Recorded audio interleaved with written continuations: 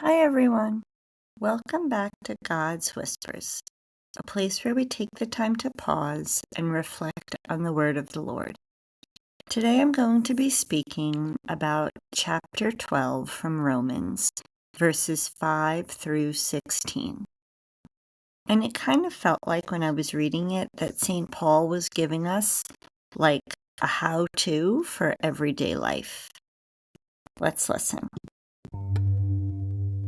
Brothers and sisters, we, though many, are one body in Christ, and individually parts of one another. Since we have gifts that differ according to the grace given to us, let us exercise them. If prophecy, in proportion to the faith. If ministry, in ministering.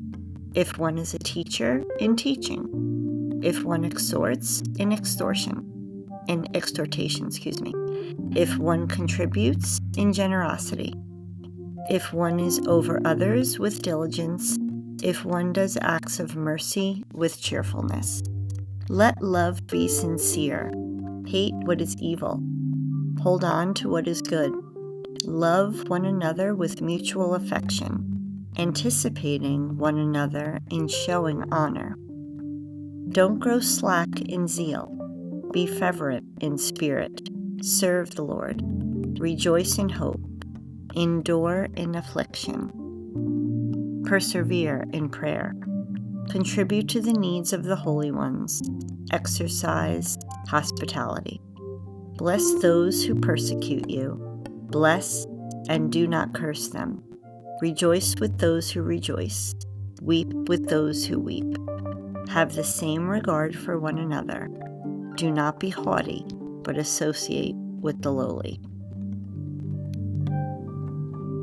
St. Paul wrote to the believers in Rome who came from different backgrounds, some Jewish, some Gentile, all learning how to be together in the church. So he starts with that image. We, though many, are one body in Christ, individual members one of another. In other words, he's saying faith is not a solo project. It's not about being the best Christian on your own. It's about being connected, coming together with love and grace. And then there are like practical bursts of advice. Let love be sincere, hate what is evil, cling to good, rejoice with those who rejoice, weep with those who weep. It's almost like he just wanted to give a list of everything that would look like kind of like a poster that you would put up on your wall. This is what faith really looks like. And it's easy sometimes to think of faith as being abstract, like just a belief system or just quiet prayer life. But what he's saying is that real faith looks like showing up for others, sharing joy, sitting with pain, choosing humility over pride, and blessing people who are hard to love.